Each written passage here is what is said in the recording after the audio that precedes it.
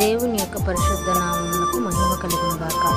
ఈ దినాన మరొక వాక్యంతో మీ ముందుకు రావడానికి దేవుడి చిలుకను బట్టి మీ అందరికీ నా హృదయపూర్వక వందనాలు చెల్లిస్తున్నాను.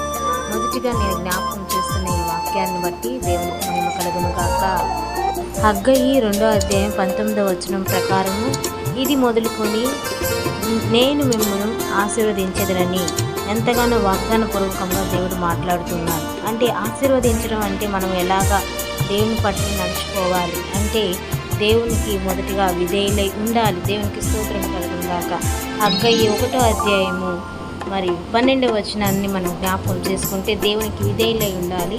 రెండవదిగా దేవుడు యందు నమ్మిక ఉంచి మన సమయాన్ని ఆయనకి ఇవ్వటానికి మరి ఎంతగానో మనము ఆయనపై ఆధారపడి ఉండాలి. దేవునికి స్తోత్రం. అది దేవుని యందు భయభక్తులు కలిగి ఉంట. ఈ విధంగా మనం ఉంటే దేవుని సన్నిధిలో మనం ఆశీర్వదించబడిన వారుగా ఉంటాం. కాబట్టి ప్రియ స్నేహితులారా, మరి దేవుని యందు మనం ఆసక్తితో ప్రార్థన చేసినప్పుడు, మనం పూర్వకముగా విశ్వాసం ఉంచినప్పుడు, నిరీక్షణ కలిగి మనం దేవుని యందు భయభక్తులు కలిగి ఆ రీతిగా నడుచుకున్నప్పుడు, విధేయులమై జీవించినప్పుడు మన నిరీక్షణ మనల్ని సిగ్గుపరచదు. దేవునికి స్తోత్రం. మనము ఆయన యందు భయభక్తులు కలిగి ఉండుట ఎంతో మేలు. దేవునికి స్తోత్రం. అదే ఆశీర్వాదకరం.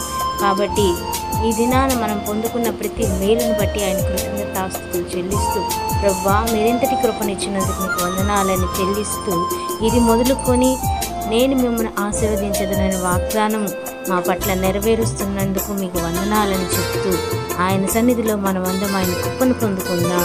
దేవుడి కొద్ది మాటలు దీవించును గాక. ఆమేన్.